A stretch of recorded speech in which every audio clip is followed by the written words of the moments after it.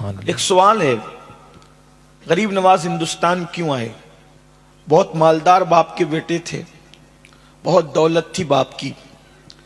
سرکار سید غیاث الدین رضی اللہ تبارک و تعالیٰ نے ایک مالدار انسان تھے، اللہ تعالیٰ نے دولت دی تھی، علم اتنا تھا کہ مدینہ منورہ میں مسجد نبوی کی مسند پہ بیٹھ کر علماء کو حدیث کا درس دیتے تھے۔ سبحان اللہ۔ بچوں کو نہیں پڑھاتے تھے، علماء کو پڑھاتے تھے۔ سبحان اتنی اللہ۔ بڑی ہستی، علمی مقام وہ ہے میرے خواجہ کا، علمی مرتبہ ہے وہ غریب نواز کا۔ اور روحانیت کی بات اگر کی جائے تو کوئی کسی کو شیخ کہتا ہے، کوئی کسی کو شیخ کہتا ہے۔ جب غریب نواز نے دربار رسالت میں سلام پیش کیا، السلام علیکہ یا جدی، تو جواب آیا وعلیکم السلام یا قطب المشائخ بحر و بر، اے سمندر اور خشکی کے پیروں کے بھی پیر۔ سبحان اللہ۔ اے خشکی اور سمندروں کے پیروں کے بھی پیر کے قطب، وعلیکم السلام یا قطب المشائخ بحر و بر، سبحان اللہ۔ مشائخ بحر و بر کے قطب، تجھ پر بھی سلام ہو۔ روحانیت کا یہ مقام ہے، روحانیت کا یہ مرتبہ ہے کہ جلسے کا ناظم قطب نہیں کہہ رہا ہے، کوئی خطیب قطب نہیں کہہ رہا ہے، دربار رسالت سے زبان ما اوحا سے آواز آ رہی ہے، اے قطب المشائخ بحر و بر۔ یہ روحانیت کا مقام ہے۔ اللہ اکبر۔ جب عبادت کرتے ہیں، قرآن مقدس ختم کرتے ہیں تو غیب سے آواز آتی، معین الدین ہم نے تیرا ختم قرآن قبول کر لیا اور تجھے بخش دیا۔ تو عرض کرتے ہیں مولا مجھے تو بخشا، میرے مریدوں کا کیا ہوگا؟ ارشاد فرمایا گیا قیامت تک تیرے سلسلے میں جو بھی مرید ہوگا ان کو ہم نے بخش دیا ہے۔ نعرہ تکبیر، بخشش کر نعرہ رسالت، یعنی اور سے غریب نواز۔ چشتیوں کو بخشش اور مغفرت کی بشارت دی گئی ہے، جو سچا چشتی ہو اس کو۔ روحانیت کا مقام یہ، علمی مقام یہ، دولت کا حال یہ۔ عزت کی کیا کمی تھی، لوگ پلکیں بچھاتے تھے۔ پھر غریب نواز ہندوستان کیوں آئے؟ ہندوستان آنے کی وجہ کیا؟ ہندوستان آنے والے بہت آئے، کوئی ہندوستان کو لوٹنے آیا، کوئی سونے کی چڑیا کو اجاڑنے آیا، کوئی اس ہندوستان کے اندر اپنے پنجے گاڑنے آیا، کوئی ہندوستان کی عوام کو لوٹنے آیا۔ لٹیروں کا تو روز اول سے لے کر آج تک ڈیرا رہا، کسی نے کسی نام سے لوٹا، کسی نے کسی نام سے لوٹا، کسی نے کسی نام سے لوٹا۔ لٹیرے تو بہت آئے تاریخ میں، لیکن ایک لٹانے والا آیا۔ واہ سبحان اللہ۔ لٹیرے بہت آئے ہندوستان میں، ایک لٹانے والا آیا، اور اس لٹانے والے کو دنیا غریب نواز کہتی ہے۔ سبحان اللہ سبحان اللہ۔ لٹانے کے لیے آج تک لٹا رہے ہیں، واللہ العظیم۔ اللہ اکبر۔ لوگ فقیروں کو دیتے ہیں، میرا خواجہ ایسا داتا ہے، فقیروں کو بھی دیتے ہیں، غریبوں کو بھی دیتے ہیں۔ اللہ اکبر۔ لیکن سلطان شمس الدین التمش کو جس نے تخت و تاج دیا، اللہ کی عطا سے اس کو غریب نواز کہتے ہیں۔ اللہ اکبر۔ جس نے غوری کو بلا کے تخت و تاج عطا کیا اللہ کی عطا سے، اس کو غریب نواز کہتے ہیں۔ جس نے اکبر جیسے جلال الدین کہلانے والے کو بیٹا عطا کیا، اسے غریب نواز کہتے ہیں۔ اللہ کی عزت کی قسم، نہ کوئی غریب نہ کوئی امیر، غریب نواز کی بارگاہ میں جس نے بھی دامن پھیلا دیا، اللہ نے اس کی جھولی کو بھر دیا۔ روتے ہوئے آنے والوں کو مسکراتے ہوئے بھجانے والی ذات کو غریب نواز کہتے ہیں۔ سبحان اللہ کیوں آئے سبحان تھے اللہ۔ ہندوستان آنے کی وجہ کیا تھی؟ ہندوستان آنے کی وجہ چونکہ وہ ان کے نانا کے سچے جانشین تھے، ان کے نانا کے سچے جانشین تھے۔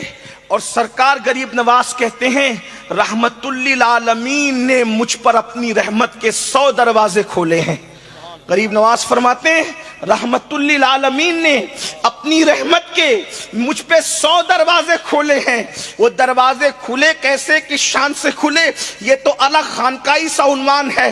کشن گڑھ کے عوام اس کے قابل نہیں، یا ان کا ذہن اس کے جو ہے وہ حوالے سے میں متحمل نہیں پاتا کہ یہ اتنا بڑا بوجھ ان کے سر ڈالوں، لیکن اتنا ضرور کہتا ہوں رحمت للعالمین کی جو فکر تھی، فکر کیا تھی؟ رحمت للعالمین کی ایک فکر تھی کہ کوئی بھی انسان جہنم میں نہ جائے، کوئی بھی انسان جہنمی نہ بنے، کوئی بھی انسان جہنم کا ایندھن نہ بنے۔ تو رحمت للعالمین نے جب اپنی رحمت کے 100 دروازے غریب نواز پر کھولے تو غریب نواز رسول اللہ کے سچے جانشین بن کر ہندوستان کی سرزمین پر آئے۔ اب تھوڑا سا میں آپ کے سامنے ایک اشارہ پیش کرتا ہوں، ایک مطالعہ پیش کرتا ہوں، تقابل نہیں کرا رہا ہوں، عکس جمیل پیش کر رہا ہوں۔ رحمت للعالمین جہنم سے بچانے کے لیے پہاڑوں سے گھری ہوئی بستی جسے مکہ کہتے ہیں وہاں پر تشریف لائے، اور غریب نواز رحمت للعالمین کے جانشین بن کر پہاڑوں سے گھری ہوئی بستی اجمیر مقدس میں تشریف لائے۔ وہاں مشن کیا تھا؟ جہنم سے بچانا۔ یہاں مشن کیا تھا؟ جہنم سے بچانا۔ وہاں دشمنوں کا مشن کیا تھا؟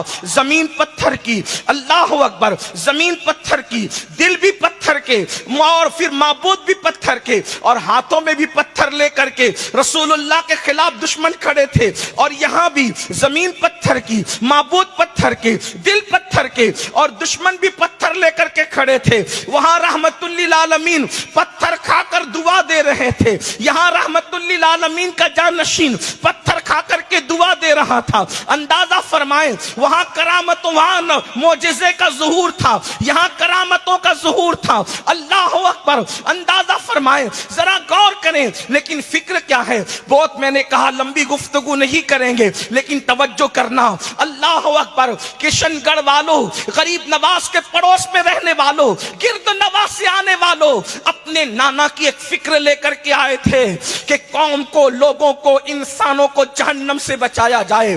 فکر نبوت کی یہ تھی کہ کوئی جہنم میں نہ جانے پائے، جہنم سے بچایا جائے۔ اس لیے کہ اللہ کے رسول صلی اللہ علیہ وآلہ وسلم جانتے ہیں کہ جہنم کی آگ کو دنیا کا کوئی انسان برداشت نہیں کر سکتا۔ انسان تو انسان ہے، اللہ اکبر، جس کے بارے میں حدیث پاک میں آیا ہے کہ پہاڑ بھی جس میں پگھل پگھل جائیں گے۔ میری قوم کے جوانوں بتاؤ، جہاں پہاڑ پگھلیں گے وہاں انسان کے وجود کا کیا بنے گا؟ انسان کی ہڈیوں کا کیا بنے گا؟ انسان کی چمڑی کا کیا بنے گا؟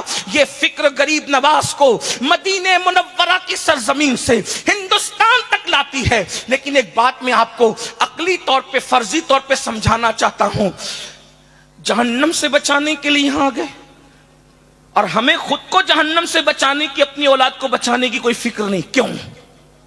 کیونکہ ایمان اتنا مضبوط نہیں ہے جتنا ان کا تھا۔ ہماری حیثیت کیا ہو گئی؟ ہماری دنیا کی حیثیت دریا کی جیسی ہو گئی، اور ہماری حیثیت مچھلی جیسی ہو گئی۔ جب مولانا کہتے نماز نہیں پڑھو گے تو جہنم میں جاؤ گے، سود کھاؤ گے تو جہنم میں جاؤ گے، شراب پیو گے تو جہنم میں جاؤ گے، کفر کرو گے تو جہنم میں جاؤ گے، بیوی پہ ظلم کرو گے تو جہنم میں جاؤ گے، ماں باپ کی نافرمانی کرو گے تو جہنم میں جاؤ گے۔ وہ کہتے ہیں مولانا یہ جہنم کہاں ہے، کدھر ہے، کیا ہے؟ ایک بات آپ کو بتاؤں، یہ ہے، آپ کی عقل میں نہیں آتی۔ اس کو دیکھنا کب ہے پتہ ہے؟ جب مرو گے تو سمجھ میں آئے گا کہ جہنم کیا چیز ہے، لیکن مر کر پھر بچنے کی کوئی سبیل نہیں، تیاری کا کوئی طریقہ نہیں۔ اس کو ایک آسان زبان میں سمجھو، دریا میں مچھلیاں ہیں، ایک دانشمند مچھلیوں میں تقریر کر کے کہتی ہے مچھلیوں اس طرف نہ جانا۔ کس طرف؟ کنارے کی طرف نہ جانا۔ کیوں؟ وہاں شکاری بیٹھا ہے، جال میں پھانس لے گا، نکال کے لے جائے گا، بازار میں بیچ دے گا، پھر لوگ خرید کے لے جائیں گے، کاٹیں گے، مرچ ڈالیں گے، نمک ڈالیں گے، آگ پہ بھوندیں گے اور چبا چبا کر کھا جائیں گے۔ مچھلیاں مذاق اڑاتی، یہ جال کیا ہوتا ہے، ہم نے تو کبھی جال دیکھا نہیں، یہ شکاری کیا ہوتا ہے، ہم نے تو کبھی شکاری دیکھا نہیں۔ اور پھر کہتے ہیں ارے یہ نمک کیا ہوتا ہے، یہ مرچ کیا ہوتا ہے، یہ کاٹنا کیا ہوتا ہے، پیٹنا کیا ہوتا ہے، سیکنا کیا ہوتا ہے، کھانا کیا ہوتا ہے، چبانا کیا ہوتا ہے، کچھ نہیں ہے یہ سب۔ یہ سب اس بڑی مچھلی کی فرضی داستان ہے، اس کی دقیانوسیت ہے۔ بتاؤ اگر وہ مچھلی کی بات نہ مانے گی تو ہوگا کہ نہیں ہوگا؟ جب پھنس گئی، کٹ گئی، کاٹی گئی، نمک ڈالا گیا، مرچ ڈالی گئی، آگ پہ بھونی گئی، اب مچھلی کچھ کر سکتی ہے؟ کچھ نہیں کر سکتی سوائے عبرت بننے کے، بلا تمثیل، ہزار بار بلا تمثیل۔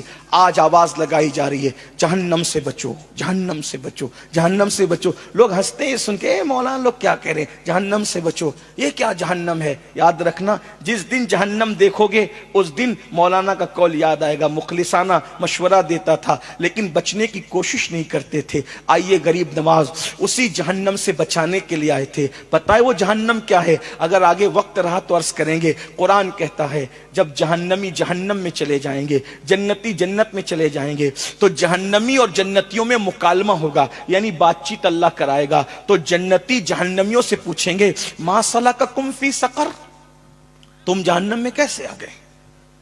جہنمیوں سے جنتی پوچھیں گے تم جہنم میں کیسے آ گئے؟ تو دو وجہ ابتدا قرآن بیان کرتا ہے کہ جہنمی بڑی حسرت سے جواب دیں گے، کیا؟ لم نکو